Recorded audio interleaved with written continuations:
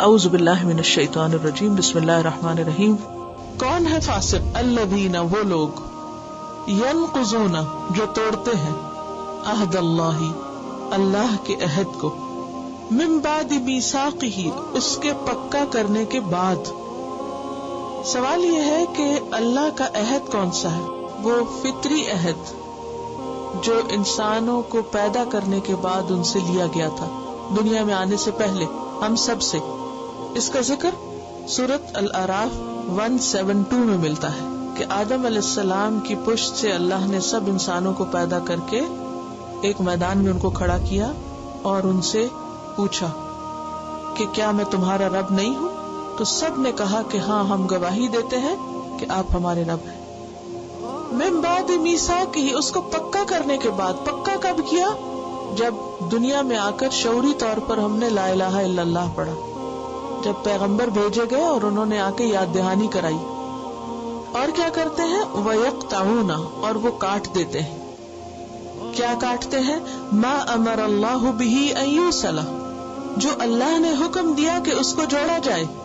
جن چیزوں کو اللہ نے جوڑنے کا حکم دیا اس کو وہ کاٹتے ہیں۔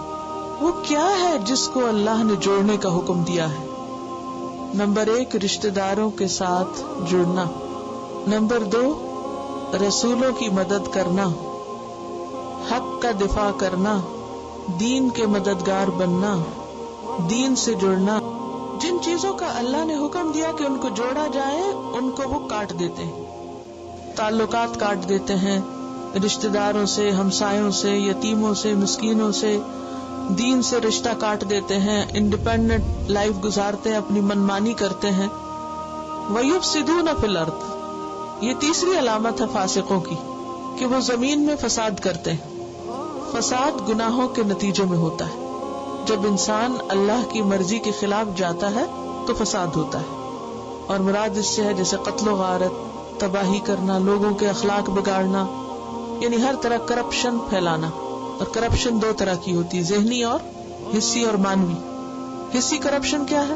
یعنی ہر چیز کے اندر بگاڑ، ہر چیز میں فساد، نہ کھانے کی کوئی چیز سلامت ملے اور نہ پہننے کی، اور نہ فضا اور نہ ہوا، خود زمین کو بگاڑ کے رکھ دیا۔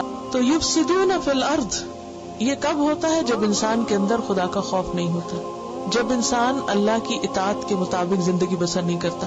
اولئک هم الخاسرون، یہی لوگ وہی دراصل خسارے والے ہیں۔ اولئک، یہ ہے وہ لوگ، دیکھو ان کو، ہم وہی ہیں۔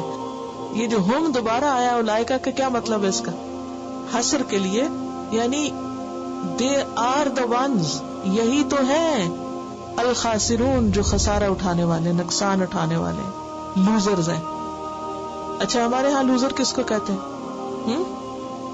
جس کو دنیا میں کوئی نقصان ہو جائے، کوئی بینک کرپٹ ہو جائے، کوئی اس کے پیسے چلے جائیں، کوئی اور دنیاوی اعتبار سے۔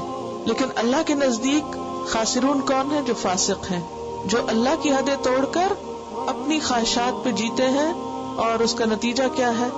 نقصان۔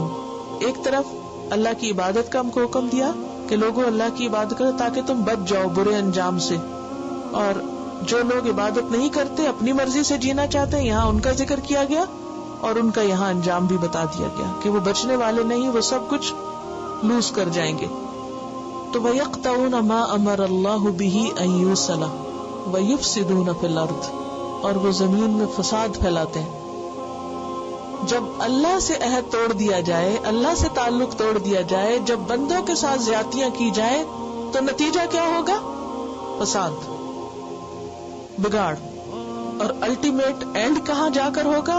اولئک هم الخاسرون، نہ دنیا ہی ملی نہ آخرت۔